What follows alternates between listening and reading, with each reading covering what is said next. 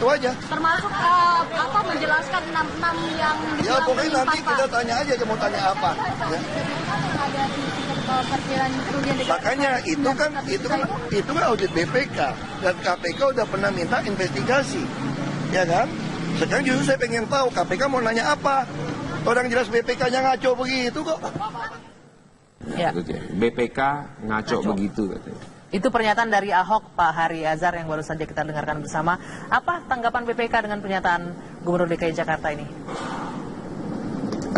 Kami cuma menjalankan tugas sesuai dengan konstitusi. Tugas konstitusional kami adalah melakukan pemeriksaan atas penyelenggaraan pemerintahan, dalam hal ini di anggaran DKI tahun 2014.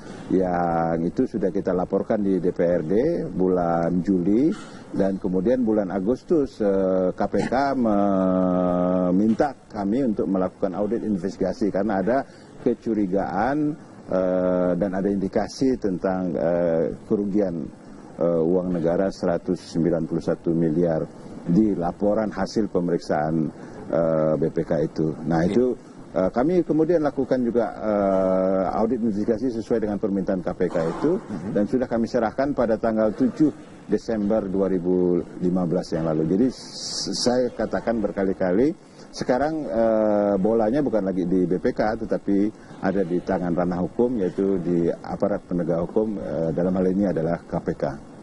Pak Hari, tapi kemarin kita berbincang dengan Wakil Ketua KPK mengatakan kalau hanya sekedar adanya inefisiensi, KPK tidak akan bisa menindak, dan dia mengatakan belum menemukan adanya tendensi untuk melakukan korupsi dalam pembelian lahan sumber waras ini. Di hasil audit investigasi kami dengan tegas menyatakan ada kerugian negara. Itu kan audit investigasinya ada kerugian negara atau potensi, Pak? Kerugian negara. Kalau di LHP itu indikasi kerugian negara, tapi di audit investigasi kita itu yang kita serahkan kepada KPK, kita nyatakan ada kerugian negara, dan itu menjadi wilayah yang informasinya semata-mata kami serahkan kepada KPK. Oke, Pak, kerugian negara hasil audit dari BPK tersebut itu disebabkan oleh apa, Pak? Yang mana sehingga negara rugi? Di audit investigasi itu menceritakan tentang apa, siapa, bagaimana, dan itu tentu kami tidak bisa sampaikan karena itu informasinya sifatnya pro justisia. Jadi silakan Anda tanya saja kepada KPK. Kalau KPK ingin menyampaikan, silakan.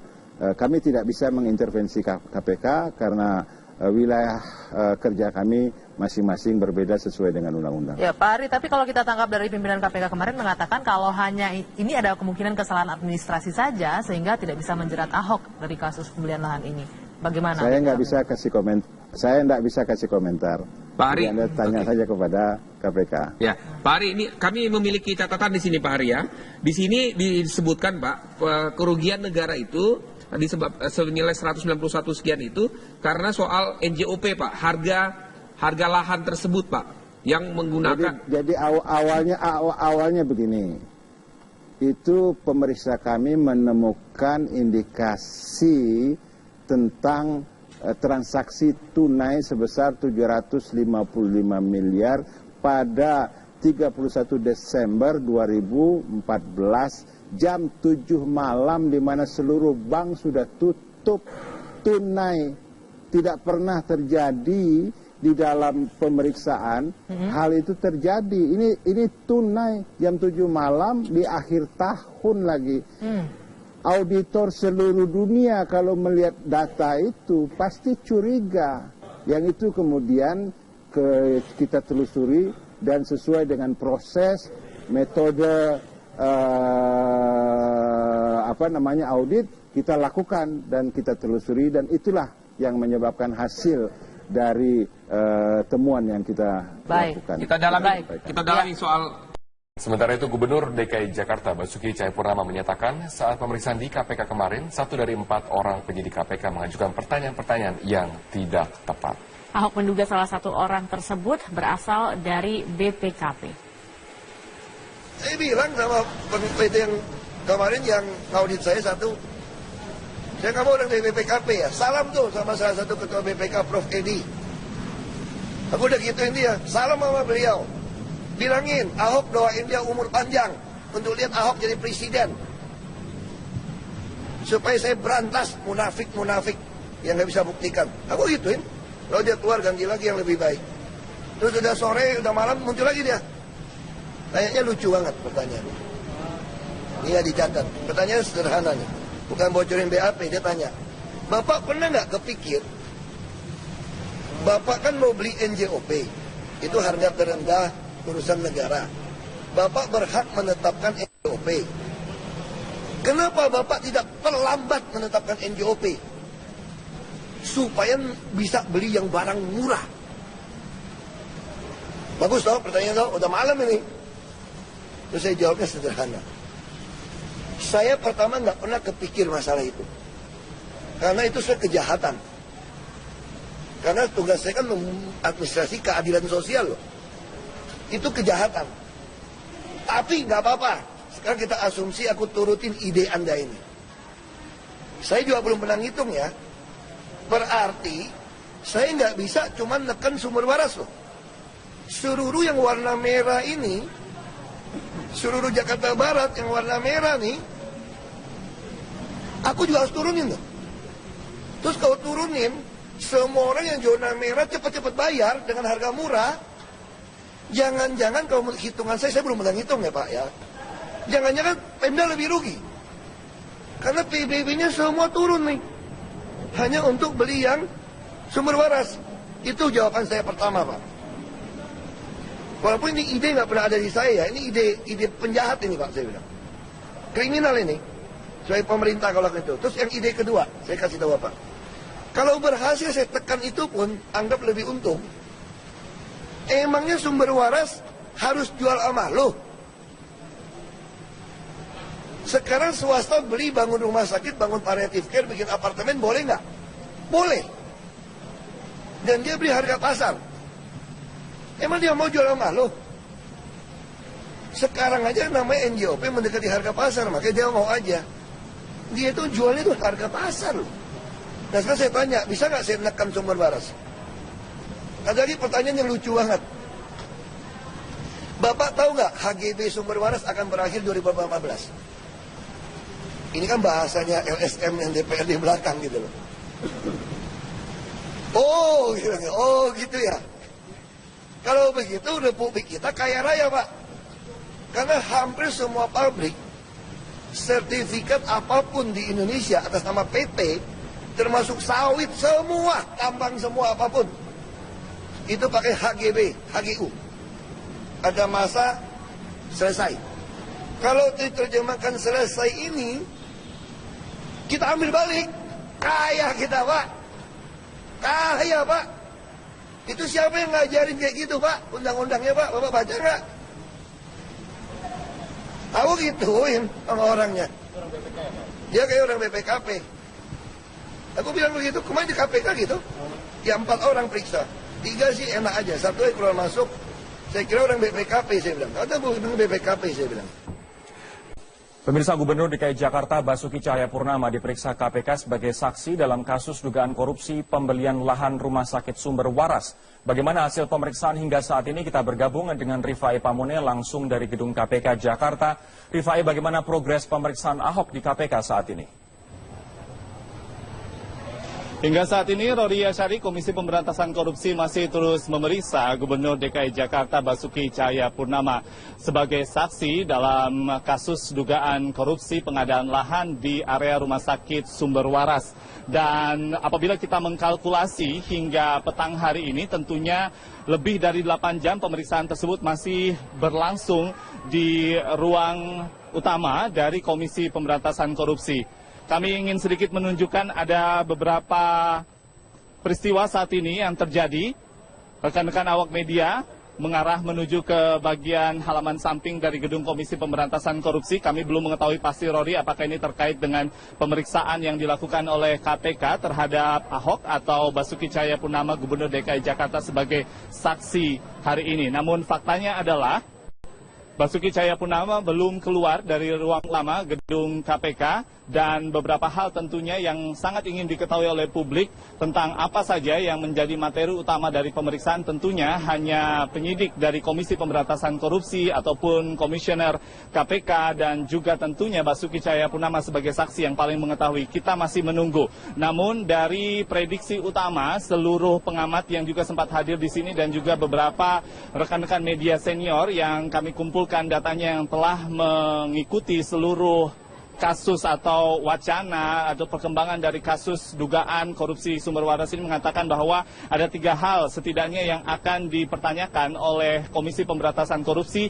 terkait dengan prosedur pengadaan lahan, kemudian harga yang terkait dengan di mana sebenarnya lokasi tepatnya dari sertifikat yang diterbitkan oleh tentunya atau yang dimiliki oleh pemilik tanah, dalam hal ini Yayasan Sumber Waras, yang kemudian dibeli oleh pemerintah daerah atau Pemprov DKI Jakarta dengan nilai NJOP sebesar kurang lebih 20 juta rupiah per meter persegi. Rory. Rifai, setelah pemeriksaan ini, apa saja yang akan ditindaklanjuti pihak-pihak terkait seperti KPK atau pemerintah Provinsi DKI?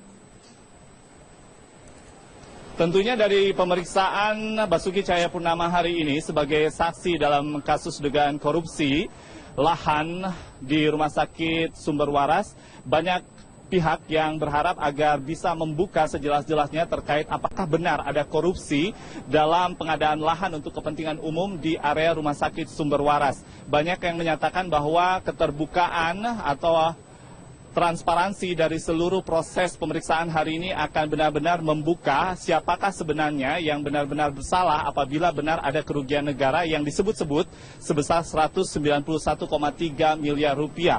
Namun, yang paling menarik adalah apabila harus ada yang ditindaklanjuti setelah adanya pemeriksaan dari Basuki Cahayapurnama sebagai saksi hari ini, banyak pihak yang mengatakan KPK juga harus memanggil pihak-pihak yang melakukan audit sejak awal sebelum bahkan audit investigatif diminta oleh Komisi Pemberantasan Korupsi kepada BPK DKI Jakarta. Tentunya hal-hal yang dilakukan atau dimintakan ini bisa ditujukan kepada BPK DKI Jakarta yang pada awal melakukan audit.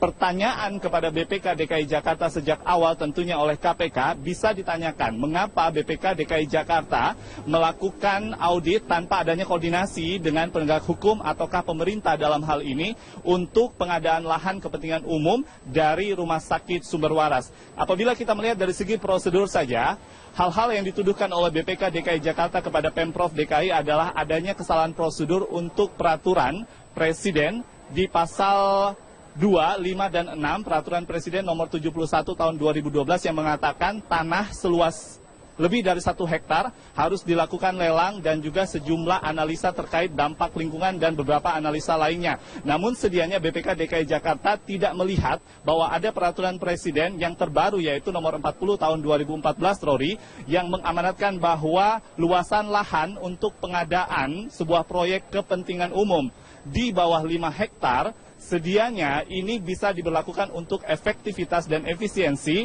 Seluruh prosedurnya bisa dilakukan dengan persetujuan hanya oleh 2 pihak, yaitu yang memerlukan tanah, dalam hal ini Pemprov DKI, dengan pemilik tanah, atau dalam hal ini adalah Rumah Sakit Sumber Waras atau Yayasan Sumber Waras. Oleh karena itu, ada beberapa hal yang dipertanyakan oleh BPK DKI Jakarta tentunya sudah bisa dijawab dengan adanya prosedur atau peraturan hukum melalui Peraturan Presiden nomor 40 tahun 2014. Demikian sementara kami masih menunggu kehadiran dari Basuki Cahayapurnama atau Ahok usai pemeriksaan sebagai saksi dan kami akan terus mengupdate informasinya. Rory Asyari. Rifai Bamuni, terima kasih laporannya dari Gedung KPK di Jakarta. Pemirsa, kasus pembelian lahan Rumah Sakit Sumber Waras terus bergulir di KPK. Pemanggilan Ahok oleh KPK diharapkan memperjelas kasus yang diduga merugikan negara 191 miliar rupiah tersebut. Inilah denah lokasi lahan Rumah Sakit Sumber Waras di Jakarta Barat. Total lahan di rumah sakit luasnya mencapai 7 hektar. Dari luas itu sebanyak 3,7 hektar dibeli Pemprov DKI Jakarta. Rencananya, lahan seluas itu akan dipakai untuk membangun rumah sakit khusus kanker. Pada 8 Juli 2014 terjadi kesepakatan harga antara Gubernur DKI Jakarta Basuki Cahayapurnama alias Ahok dengan Ketua Yayasan Kesehatan Rumah Sakit Sumber Waras Kartini Mulyadi. Harga yang disepakati adalah 20,75 juta rupiah per meter persegi dengan total harga 755 miliar rupiah. Proses dan harga pembelian itulah yang kemudian memunculkan masalah. Badan Pemeriksa Keuangan BPK menilai pembelian itu terlalu mahal. Sebab nilai jual objek pajak NJOP tanah di Jalan Tomang Raya bukanlah 20,75 juta rupiah per meter persegi, tetapi hanya 7,4 juta rupiah per meter persegi. Atas dasar itu, BPK menyebut ada kerugian negara sebesar 191 miliar rupiah. BPK sudah menyerahkan hasil audit investigasi kepada Komisi Pemberantasan Korupsi (KPK) Desember 2015 lalu. Sehingga saat ini kasusnya ditangani oleh KPK. Tak kurang dari 30 orang sudah diperiksa KPK, termasuk Ketua Yayasan Kesehatan Rumah Sakit Kartini Mulyadi. Namun kasusnya masih dalam tahap penyelidikan, belum sampai tahap penyidikan. Hari Selasa, Ahok diperiksa KPK terkait kasus pembelian lahan sumber waras. Saat tiba di KPK, Ahok kembali menyatakan audit BPK tidak jelas. Hanya itu kan audit BPK dan KPK udah pernah minta investigasi, ya kan? Sekarang justru saya pengen tahu KPK mau nanya apa? Orang jelas BPK-nya ngaco begitu kok. Sementara itu, Ketua BPK Hari Azhar Aziz menyatakan audit yang dilakukan sudah sesuai prosedur. Namun jika ada pihak yang keberatan, bisa menggugatnya. Silahkan saja kalau ada kekeliruan digugat saja di pengadilan laporan audit BPK. Lembaga Anti Korupsi ICW menilai audit BPK tidak cermat. ICW meyakini tidak ada unsur korupsi dalam kasus jual beli lahan sumber waras tersebut. Hasil audit BPK ataupun juga hasil audit investigasinya tidak berubah, tidak hati-hati. Dikatakan untuk mengatakan kasus sumber waras ini misalnya mengandung cukup kuat unsur korupsinya, menurut kami akan terbantahkan. Yang jelas kasus ini sudah di tangan KPK. Publik mempercayakan sepenuhnya pada lembaga pemberantas korupsi tersebut. Tim Liputan Metro TV.